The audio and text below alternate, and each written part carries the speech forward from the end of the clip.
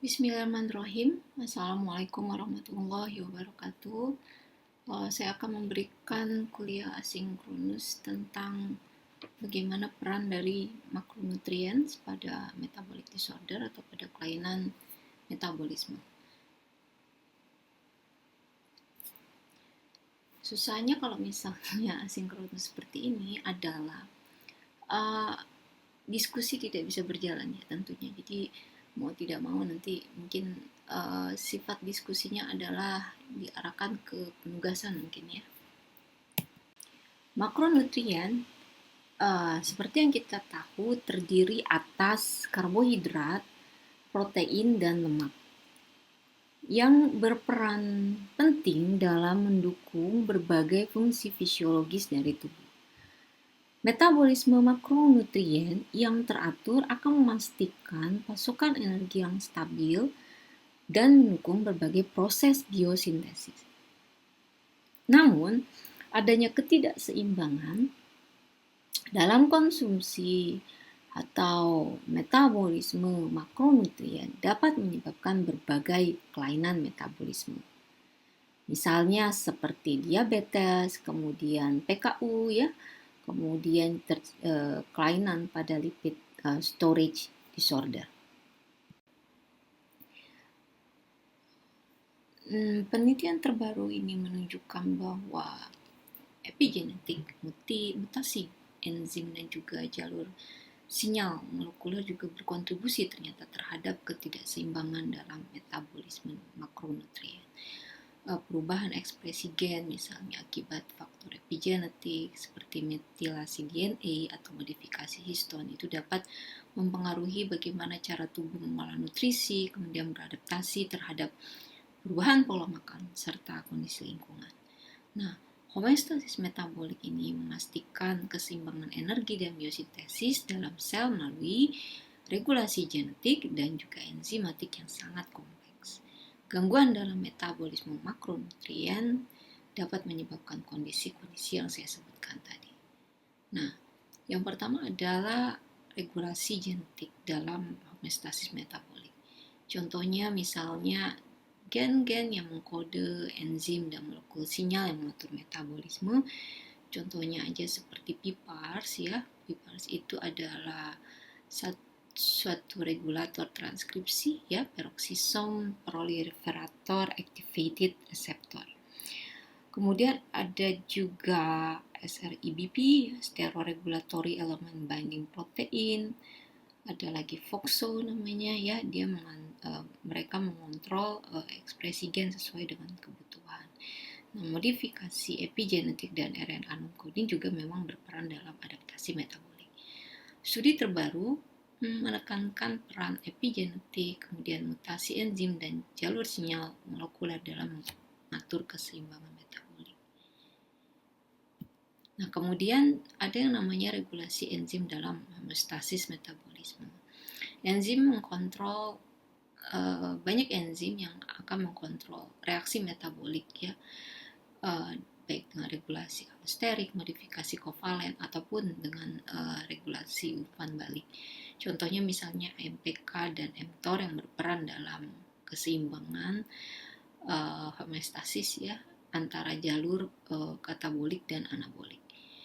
Kemudian juga insulin, ada insulin dan glukagon, dia mengatur metabolisme glukosa dengan mengendalikan aktivitas enzim glikolisis dan gluconeogenesis. Nah, gangguan dalam regulasi enzimatik akibat misalnya mutasi gen itu dapat mengubah homeostasis metabolik. Begitu.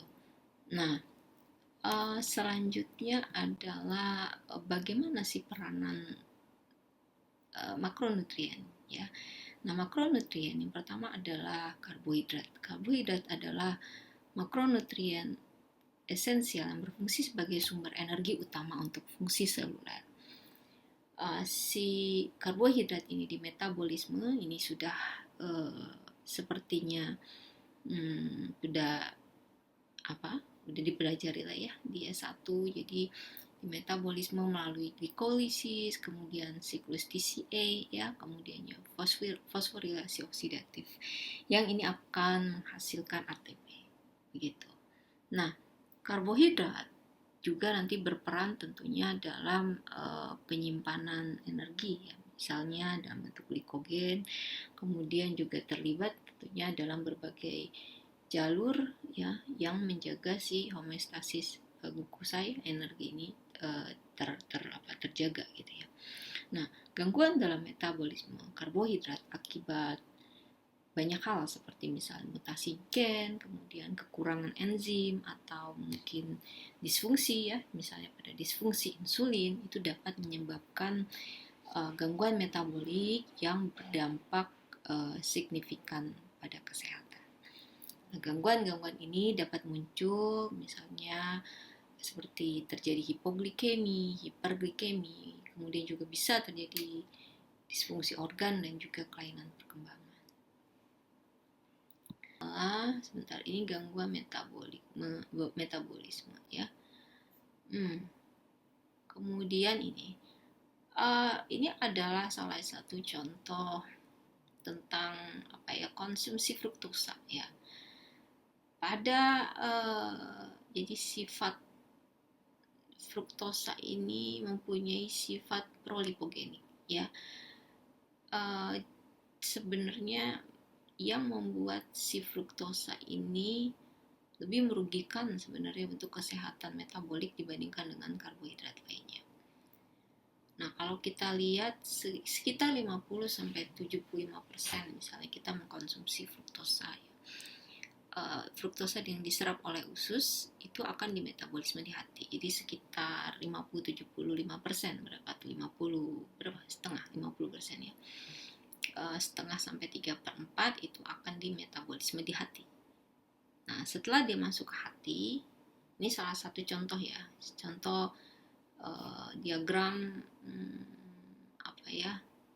konsekuensi istilahnya ya dari intake high fruktosa. Jadi jenis dari karbohidrat begitu. Nah, tadi setelah dia masuk, kemudian dia di metabolisme ya di hati, kemudian setelah masuk ke dalam hepatosit dia melalui transporter GLUT2 dan GLUT5 ya. Kemudian nanti akan si enzim namanya enzim ketoheksokinase ya atau fruktokinase ini akan memfosforilasi fruktosa menjadi fruktosa 1-fosfat. Lalu nanti kemudian oleh enzim aldolase B mengubah fruktosa 1-fosfat menjadi D-glyceraldehid ya. Dan dihidroksi aseton fosfat DHAP. Nah, kemudian nanti metabolisme lebih lanjut dari metabolit ini dapat menghasilkan sintesis asam lemak ya, fatty acid sintesis melalui asetil-CoA atau menghasilkan gliserol dari trigliserid. Nah, bertentangan dengan glukosa, metabolisme fruktosa di hati ini tidak diatur secara ketat oleh sinyal insulin atau umpan balik negatif dari ATP dan sistrat. Dan ketidakhadiran dari sinyal umpan balik ini akan memfasilitasi induksi kuat de novo lipogenesis. Ya, lipogenesis sehingga istilahnya pembuatan lipid ya dalam tubuh.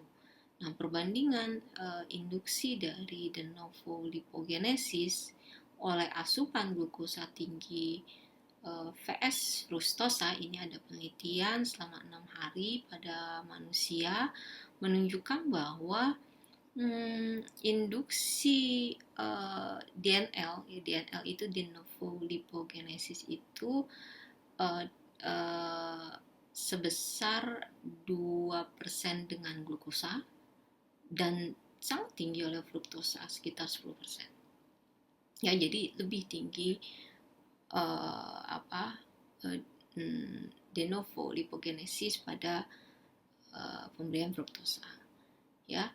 Kemudian juga ada studi ya, ini pada mice jadi in vivo di mana diet tinggi lemak itu dilengkapi dengan larutan fruktosa dan glukosa 30% menunjukkan bahwa kedua monosakarida ini bisa mengaktifkan faktor lipogenik CHREB di hati. Namun, ternyata fruktosa juga mengaktifkan faktor transkripsi lipogenik SREBP1C dan gen-gen yang terkait dengan sintesis asam lemak.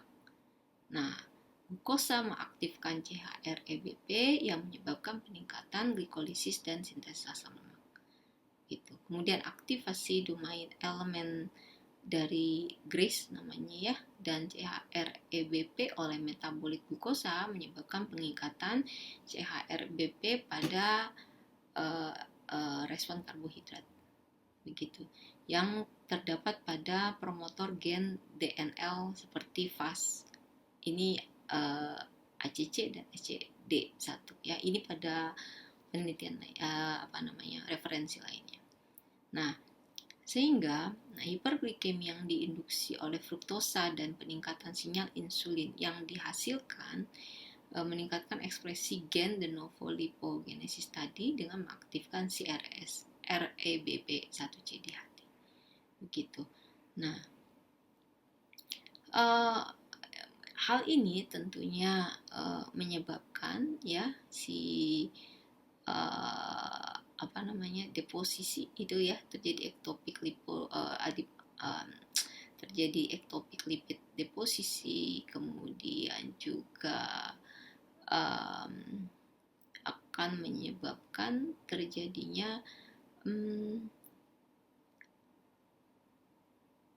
resistensi pada insulin ya. Jadi dia akan menghambat sinyal dari insulin, kemudian mengarah kepada resistensi begitu.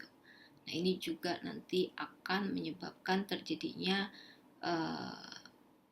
resiko ya terjadinya endothelial dysfunction ya, oxidative stress, lalu kemudian juga peningkatan malonil juga ya, sehingga terjadi penurunan fat oxidation. Nah, ujung-ujungnya istilahnya ya, dia akan meningkatkan insulin resistance. Peranan protein dalam kelainan metabolisme selanjutnya. Protein ini berperan sentral dalam berbagai kelainan metabolisme karena bertindak baik sebagai enzim, ya, sebagai transporter, kemudian sebagai cellular signaling regulator. Jadi sebagai regulator sinyal ya seluler. Nah, defisiensi atau mutasi protein dapat menyebabkan gangguan metabolisme dengan berbagai mekanisme. Ya, jadi melalui beberapa mekanisme seperti misalnya defektif enzim ya. Enzim defektif contohnya mutasi, misalnya terjadi mutasi pada enzim metabolik sehingga menyebabkan terjadinya penumpukan metabolit toksik. Misalnya saja mutasi pada enzim fenilalanin hidroksilase atau PAH yang dapat menyebabkan terjadinya akumulasi fenilalanin pada fenilketonuria atau PKU. Ya. Kemudian juga misalnya defisiensi enzim ornitin transkarbamilase atau OTC bisa menyebabkan terjadinya hiperammonemia. Nah, yang kedua adalah karena impaired transporter.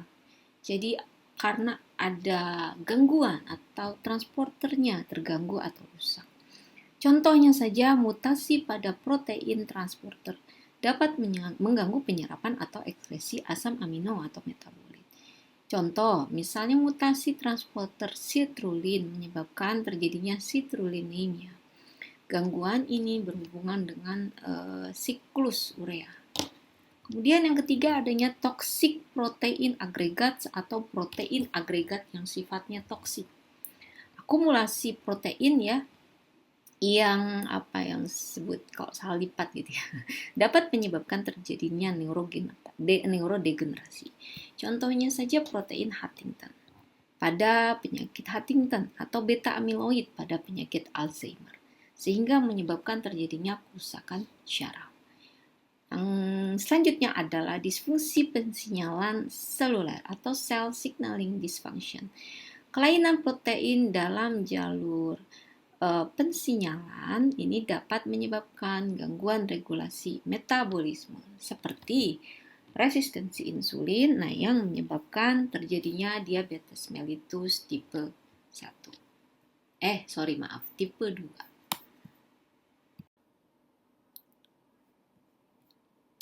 Nah, ini adalah tadi sebenarnya sudah beberapa yang saya jabarkan ya. Jadi ada yang namanya PKU, ya PKU itu phenylketonuria. Phenylketonuria itu tadi ya adanya mutasi pada gen PAH. Kemudian ada yang namanya maple syrup urine disease. Syrup urine disease itu adalah gangguan metabolisme asam amino rantai cabang ya akibat mutasi pada kompleks enzim branch chain ketoasid dehidrogenase BCKD branch chain ketoasid dehidrogenase ya, sehingga akumulasi jadi akumulasi si leusin, isoleusin, kemudian valin ya dapat menyebabkan gangguan neurologis. Serta kenapa disebutnya maple, karena urinnya itu berbau seperti sirup maple. Kemudian ada tadi gangguan pada siklus urea ya. Jadi di sini gangguan ini akan menghambat tentunya bagaimana eliminasi amonia dalam tubuh. Itu. Kemudian ada lagi misalnya homocystinuria, gangguan metabolisme yang disebabkan karena defisiensi enzim cystathionin beta sintase, sehingga akan menyebabkan akumulasi homocystein dalam darah dan urin. Ya, penyakit ini dikaitkan dengan peningkatan resiko trombosis, misalnya gangguan penglihatan dan sebagainya. Nah, ini adalah contoh yang tadi ya tentang phenylketonuria. Ini yang lumayan well known gitu ya. Nah, si PAH ya phenylalanin hidroksilase ini diperlukan untuk memetabolisme asam amino phenylalanin menjadi tirosin. Ya, jadi dia perlu untuk memetabolisme phenylalanin menjadi tirosin. Nah, ketika si aktivitas dari PAH ini berkurang ya, si phenylalanin ini akan terakumulasi dan diubah menjadi phenylpyruvate ya melalui jalur minor degradasi phenylalanin, yaitu jalur transaminase dengan glutamat. Oleh karena itu, penderita yang mengalami penumpukan metabolit toksik phenylpyruvate ini, ya ini dapat dideteksi di dalam urin dan terjadi defisiensi tirosin. Begitu.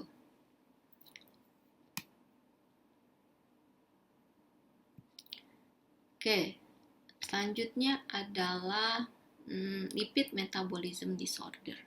Jadi peranan dari lipids itu pada metabolic disorder.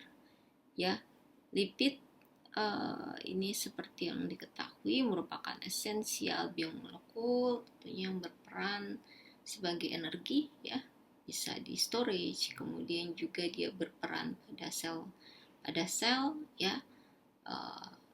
Contohnya pada membran integritas ya, pada membran sel, kemudian juga berperan sebagai di signaling pathway.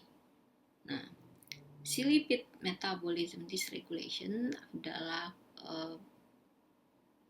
kalau misalnya terjadi dysregulasi, ini merupakan kontributor ya yang penting ya untuk berbagai macam kelainan metabolik seperti dyslipidemia, obesity, genetic disorder, atau seperti misalnya pada Gaucher disease. Untuk lipid sendiri mungkin nanti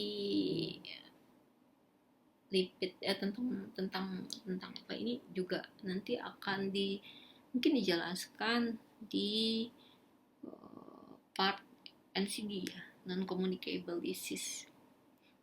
non communicable disease. Kita pernah nggak pada itu ya, nutrigenomic, kalau saya lupa. Sepertinya di situ ya. Oke, baik. Nah, ini adalah si lipid metabolism disorder. Yang pertama adalah defisiensi medium chain acyl-CoA dehydrogenase atau MCAD. Ini adalah kelainan metabolik autosomal resesif yang mempengaruhi oksidasi asam lemak, terutama jalur beta oksidasi. Kelainan ini disebabkan oleh mutasi pada gen namanya gen apa lupa saya, ACADM ya, sehingga menyebabkan berkurangnya atau tidak adanya aktivitas dari enzim ini gitu, si medium chain acyl-CoA dehydrogenase. Nah, kondisi ini akan menghambat tubuh dalam memecah asam lemak rantai sedang ya, atau medium chain fatty acid, MCFA ya, medium chain fatty acid, yang berakibat pada defisiensi energi, kemudian juga hipoglikemi dan akumulasi zat ya, yang sifatnya toksik. MCAD ini adalah enzim key enzyme dalam jalur beta oksidase mitokondria yang berperan dalam mengkatalisis dehidrogenasi molekul asil CoA rantai sedang ya. Nah, reaksi ini nanti akan menghasilkan FADH2 yang berkontribusi pada rantai transfer elektron dan tentunya akan menghasilkan energi ya, atau ATP.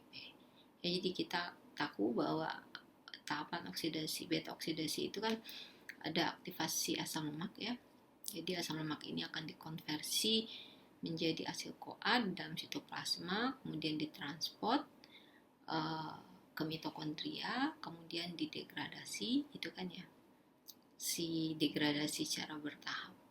Nah, si enzim asil CoA dehydrogenase termasuk MCAD ini, dia akan mengkatalisis pelepasan 2 unit karbon secara bertahap sebagai asetil CoA yang kemudian masuk ke siklus TCA untuk produksi ATP.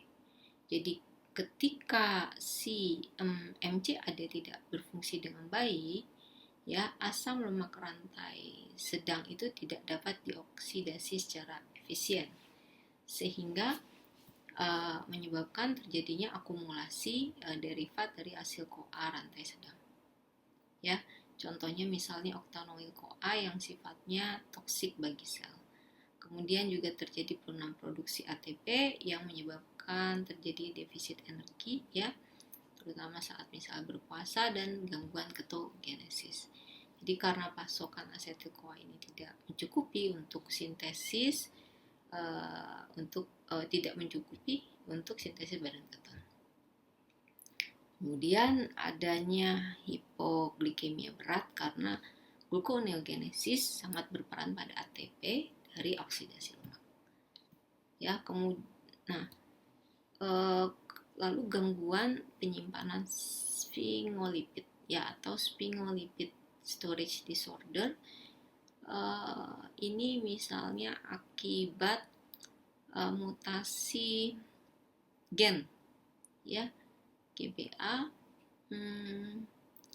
sehingga ini juga merupakan suatu kelompok penyakit metabolik langka akibat gangguan degradasi sphingolipid dalam lisosom. Dan penyakit yang paling umum adalah Gaucher ya, yang disebabkan oleh mutasi pada gen GBA yang mengkode enzim beta glukosidase asam, glukoserebrosidase. Jadi kekurangan enzim ini akan menyebabkan akumulasi dari glukoserebrosid dalam makrofag yang akan mengganggu fungsi berbagai organ. Nah, peran sphingolipid dalam metabolisme itu adalah sebagai komponen struktur utama membran sel dan berperan dalam komunikasi seluler, kemudian pensinyalan ya tentunya, kemudian juga mielin, misalnya pembentukan mielin pada sistem syaraf, dan pengaturan apoptosis dan proliferasi sel. Sehingga sphingolipid yang tidak terdegradasi dengan baik, dia akan menumpuk dalam lisosom dan menyebabkan kerusakan seluler dan jaringan. Kemudian adanya penyakit Gaucher dan mutasi si GBA tadi ya akan menyebabkan akumulasi dari tadi kan glukoserobrasid dalam makrofag yang disebut dengan sel Gaucher ya. Kemudian juga terjadi disfungsi sistem hematopoietik dan berbagai manifestasi klinis yang tergantung dari type-nya. Nah, si mutasi gen GBA tadi ya menyebabkan penurunan pada enzim glukoserobrasid itu yang mengakibatkan terjadinya akumulasi glukoserobrasid di lisosom makrofag ya. Sel yang terkena nanti kemudian akan mengalami disfungsi lisosom, kemudian stres oksidatif dan inflamasi kronis yang tentunya dapat menyebabkan kerusakan jaringan, lalu juga gangguan metabolisme tulang. Ada lagi yang namanya gangguan peroksisomal dan contohnya Zellweger syndrome ya, dia akan berpengaruh pada metabolisme asam lemak rantai sangat panjang atau very long chain fatty acid metabolism atau VLCA ya. Gangguan peroksimal ini adalah juga kelompok genetik langka ya. Kemudian yang terjadi akibat disfungsi peroksisom. Peroksisom itu ada organen sel yang berperan dalam metabolisme lipid dan detoksifikasi. Salah satu fungsi utama peroksisom adalah beta oksidasi asam lemak rantai sangat panjang. Jadi VLCA lebih dari 22 karbon. Nah, sindrom Zellweger ini merupakan salah satu gangguan peroksisomal yang paling parah disebabkan oleh mutasi pada gen PEX yang berperan dalam pembentukan peroksisom. Peran peroksisom dalam metabolisme lipid itu kan yang kita ketahui adalah penting dalam beta oksidasi asam lemak rantai sangat panjang ya, kemudian juga metabolisme asam amino ya, kemudian sehingga penting sekali untuk pencernaan lipid, kemudian sintesis dari plasmalogen, fosfolipid esensial untuk fungsi sel saraf dan otot. Kemudian juga bisa untuk detoksifikasi spesies reaktif oksigen ya atau ROS, sehingga ini akan melindungi sel-sel dari stres oksidatif. Oke. Sehingga pada gangguan ini ya terjadi mutasi tadi, pembentukan peroksisom tidak berfungsi, sehingga ya itu tadi akan menyebabkan si VLCA tidak dapat dioksidasi secara efektif, kemudian dia menumpuk tentunya ya. Kemudian plasmalogen, kemudian gangguan metabolisme asam pedu yang menyebabkan absorpsi lemak dan gangguan hati serta akumulasi metabolit toksik. Ini bisa pada bayi ya, jadi kematian, bisa menimbulkan kematian. Nah, selanjutnya adalah kita belajar mengenai molecular signaling pathway pada metabolic disorder. Yang paling famous ya, yang paling terkenal itu adalah mTOR, AMPK, Regulate Cellular Energy Homeostasis. Ya, dalam homeostasis energi. AMPK ini berperan ya dalam homeostasis. AMPK dan mTOR itu berperan dalam homeostasis energi. mTOR itu panjangannya adalah Mechanistic Target of Rapamycin. Ya, dia adalah regulator utama pertumbuhan sel dan berperan sebagai berperan dalam anabolisme. Nah, aktivasi mTOR ini akan mendorong sintesis protein, kemudian proliferasi sel, serta penyimpanan energi dalam bentuk lipid dan glikogen. Nah, mTOR ini akan diaktifkan oleh faktor penumbuhan, kemudian juga insulin, kemudian juga asupan dari asam amino, terutama leusin, dan status energi yang status gizi ya, status energi yang tinggi. Kemudian bagaimana fungsi AMPK? AMPK itu adalah AMP Activated Protein Kinase yang bertindak sebagai sensor energi seluler yang diaktifkan dalam kondisi yang defisit energi. Ya, AMPK ini akan meningkatkan oksidasi glukosa, kemudian juga asam lemak, lalu menghambat sintesis lipid serta protein dan menginduksi autofagi untuk menghemat energi. Ya. Pada kondisi misalnya karbohidrat, asupan glukosa yang tinggi akan mengaktifkan si mTOR. mTOR ini akan merangsang sintesis protein dan lipid, tetapi dapat menghambat AMPK dan mengganggu keseimbangan energi. AMPK yang diaktifkan dalam kondisi defisit energi akan meningkatkan oksidasi glukosa dan menghambat sintesis glikogen serta anabolisme. Nah, bagaimana dengan protein? Protein mTOR ini diaktifkan oleh asupan asam amino esensial, terutama leusin dan arginin, yang meningkatkan sintesis protein dan pertumbuhan sel. Nah, sebaliknya, AMPK itu akan menghambat biosintesis protein dalam kondisi stres energi untuk menghemat ATP. Kalau lipid ini si AMPK akan meningkatkan oksidasi asam lemak dan menghambat sintesis lipid untuk mempertahankan keseimbangan energi. Nah, sementara mTOR itu dia akan menginduksi penyimpanan lemak dalam kondisi kelebihan energi. Ya. Selanjutnya adalah defek dari sinyal insulin dan sindrom metabolik. Yang pertama adalah fungsi insulin signaling. Kita tahu insulin adalah hormon utama yang mengkontrol homeostasis glukosa dengan merangsang pengambilan glukosa ke dalam sel.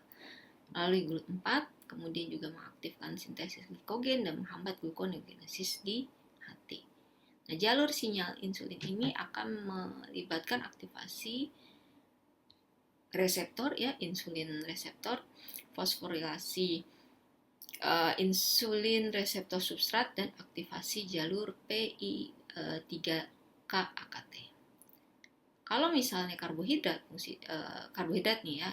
akan menyebabkan terjadinya resistensi insulin akibat dari konsumsi karbohidrat berlebih dan menyebabkan gangguan dalam penyerapan glukosa dan peningkatan kadar gula darah serta berkontribusi pada diabetes, misalnya diabetes tipe 2. Ya, bagaimana dengan konsumsi protein? Insulin berperan dalam regulasi metabolisme protein dengan meningkatkan sintesis protein dan mengurangi proteolisis dalam kondisi energi berlebih.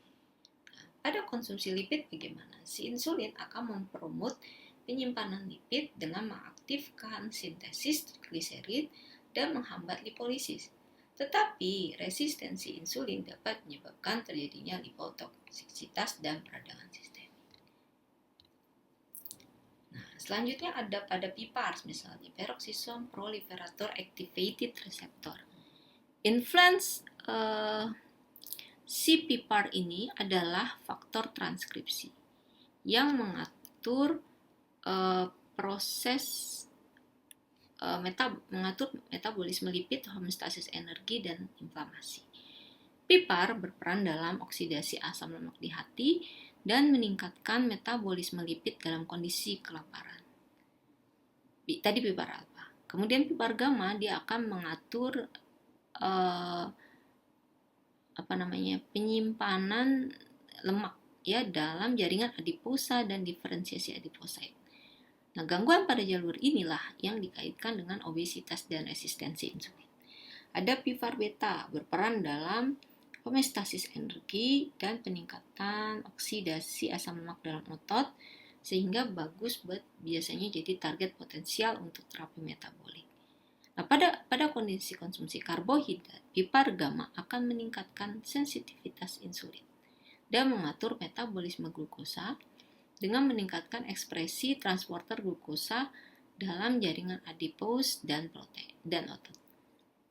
Kalau konsumsi protein, si PPAR beta itu akan berperan dalam meningkatkan metabolisme asam amino dan diferensiasi sel otot, berkontribusi terhadap pemeliharaan massa otot dalam kondisi stres metabolik. Lalu pada konsumsi lipid, PIPAR alfa berperan dalam oksidasi asam lemak di hati. Sedangkan PIPAR gamma itu akan mengkontrol penyimpanan lemak dalam jaringan adipos. Gangguan dalam jalur ini dikaitkan dengan obesitas dan resistensi insulin. Ya. Nah, pemahaman ini memang ya akan berperan nanti ya bagaimana mungkin dalam pengembangan terapi ya untuk gangguan metabolit ya.